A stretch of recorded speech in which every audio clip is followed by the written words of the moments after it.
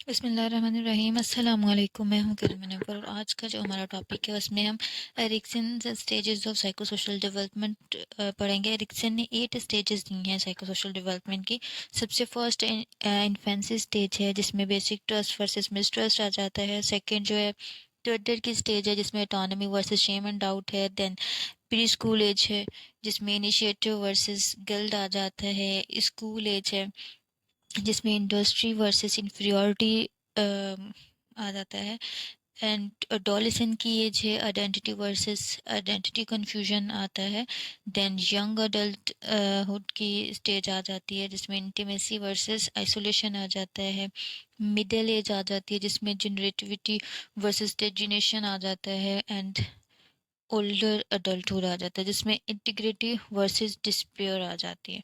इन stages को हम आगे डिटेल में पढ़ेंगे। फर्स्ट स्टेज जो है एरिक्सन की स्टेजेस में से वो इन्फेंसी स्टेज है जिसमें या तो बच्चा ट्रस्ट डेवलप करता है या फिर मिसट्रस्ट डेवलप करता है और ये पैदाइश से लेके 18 मंथ तक की एज है। जब बच्चा पैदा होता है तो वो सीखना शुरू करता है अपने इर्द गिर्द के माहौल से। न्यू बॉर्न बेबी जो है पूरा डिपेंड करता है अपने केयर टेकर पे।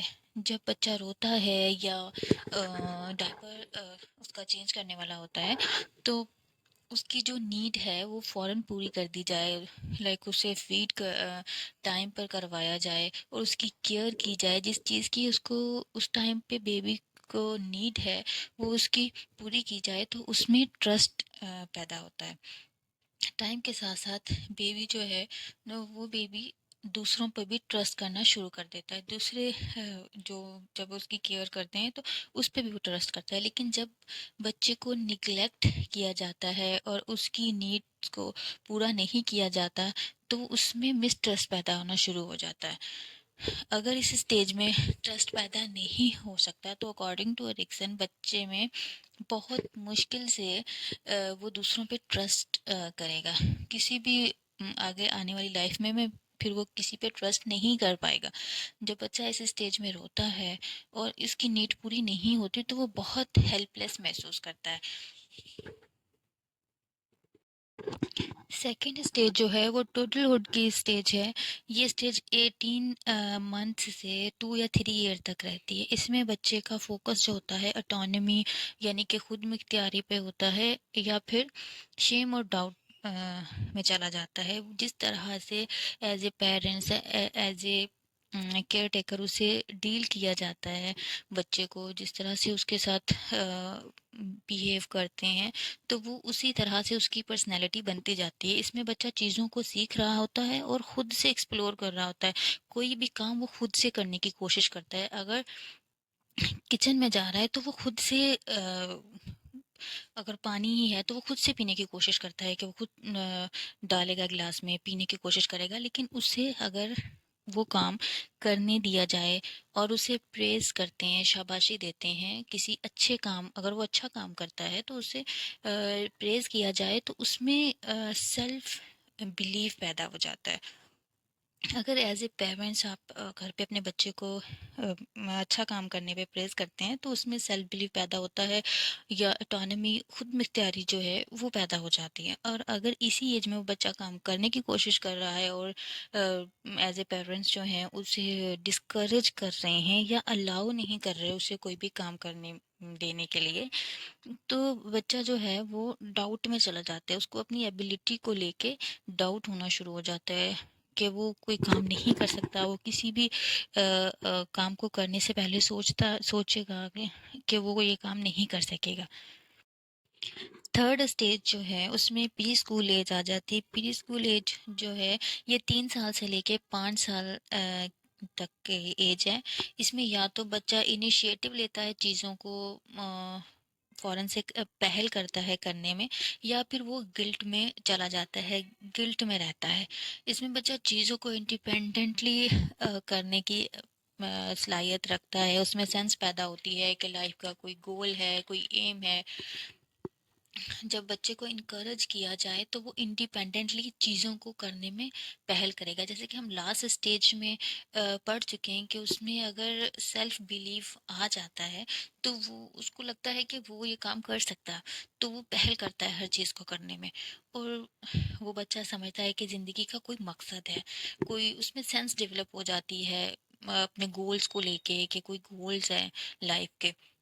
और अगर उसे क्रिटिसाइज किया जाए, बात बात पर तनकीद की जाए, तो वो गिल्ट फील होना उसे शुरू हो जाता है, गिल्ट में चला जाता है। स्टेज 4 जो है वो स्कूल एज है, अर्ली स्कूल ईयर्स जो होते हैं वो एज है जिसमें 6 साल से लेके 11 साल तक की रहती है। इसमें बच्चा या तो इंडस्ट्री पैदा हो जाती है बच्चे में, लाइक बच्चा बहुत हार्ड वर्क करता है, हार्ड वर्किंग स्टूडेंट हो जाता है, या फिर इन्फीरियोरिटी का शिकार हो जाता है। इस एज में बच्चा समझ लेता है कि वो एक इंडिविजुअल पर्सन है। इसमें वो इसलिए वो कामयाब होना चाहता है अपने स्कूल में, ग्रेड्स को लेके, अपनी पढ़ाई को लेके, स्पोर्ट्स में। और अगर उसको एक सपोर्ट सिस्टम की ज़रूरत है जो उसे प्रेज़ करे, उसको सपोर्ट चाहिए। वो टीचर्स की तरफ से हो सकती है, केयर गिवर की तरफ से हो सकती है, या उसके फ्रेंड्स जो है उसको सपोर्ट करें, जिससे उसको सेंस ये मिले कि वो कामयाब हो सकता है। तो वो बहुत मेहनत करता है, हार्ड वर्किंग हो जाता है, और वो बहुत प्रोडक्टिव फील करता है, कंप्लीट महसूस करता है, और बहुत इंडस्ट्री पैदा हो जाती है इसमें। लेकिन अगर इसे रिइंफोर्स ना किया जाए और उसे इतना प्रेज ना किया जाए तो वो इनकम्प्लीट और इन्फीरियॉरिटी जो है उसमें आ जाती है। फिफ्थ स्टेज जो है वो एडोलेसेंट की एज है। ये 12 साल से शुरू होती है और 18 साल तक रहती है। इसमें आइडेंटिटी वर्सेस रोल कन्फ्यूजन पैदा होता है। इस एज में एडोलेसेंट ये जानने की कोशिश करता है कि वो कौन है, उसकी आइडेंटिटी क्या है, और वो अपने गोल को पहचानने की कोशिश करता है और प्रायोरिटीज़ को सेट करता है। अपने अडल्ट लाइफ जो आने वाली लाइफ है उसको लेके गोल सेट करता है, उसकी तरफ गोल अचीव करने की भी कोशिश करता है। इसमें अडल्ट जो है इस्टेब्लिश करता है कि इस दुनिया में उसकी क्या जगह है।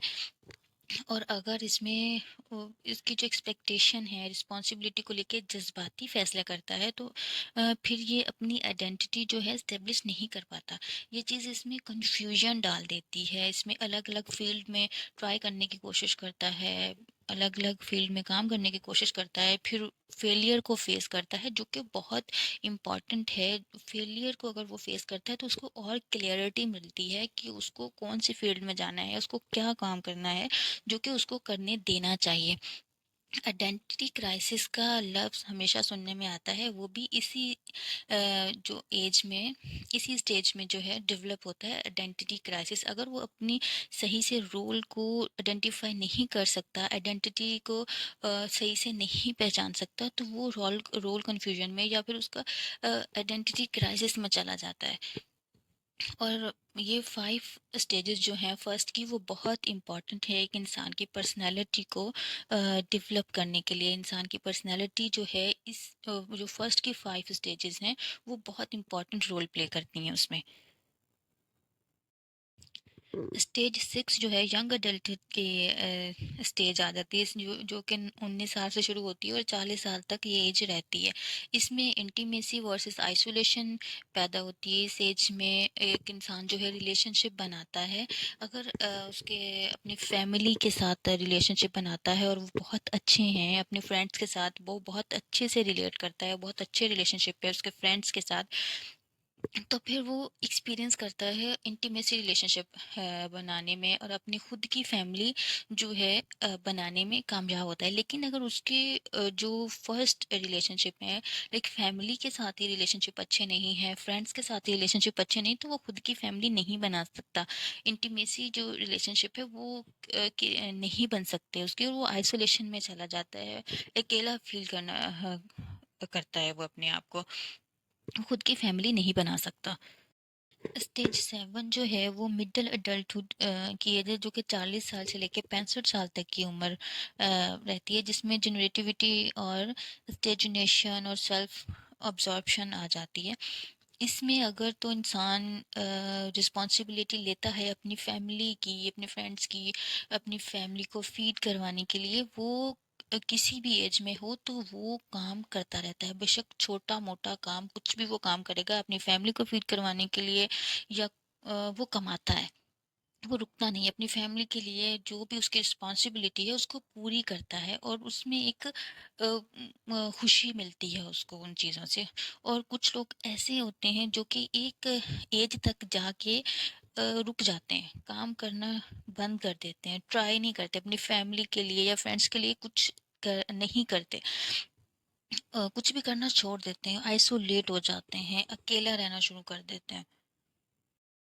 स्टेज 8 जो है लेट अडल्टहुड की एज है, जो कि 65 साल की उम्र से लेके डेथ तक की एज है। जब किसी इंडिविजुअल को लगे कि उसने अपनी लाइफ बहुत अच्छे से एंजॉय की है और जी ली है, और वो अगर वो पीछे मुड़ के देखता है अपनी लाइफ की तरफ, तो उसे लगता है उसने अपनी फैमिली के लिए भी जो किया है वो उसके ऊपर प्राउड फील करता है। अपने फ्रेंड्स के साथ उसके रिलेशनशिप बहुत अच्छे रहे हैं, और उसने अपनी जो लाइफ है बहुत अच्छे से गुजारी है, और जिसमें उसने दूसरों के लिए भी कुछ किया है, अपने लिए भी कुछ किया है।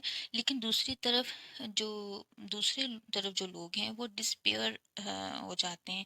वो अपनी लाइफ को, उन्हें लगता है कि उन्होंने अपनी लाइफ सही से एंजॉय नहीं की। अगर वो अपनी लाइफ पीछे मुड़ के देखते हैं तो उनको लगता है कि बिल्कुल रिग्रेट करते हैं अपनी लाइफ पे, पछतावा रहता है कि वो जिस तरह से अपनी लाइफ जितने अच्छे से गुजार सकते थे उन्होंने इतने अच्छे से नहीं गुजारे।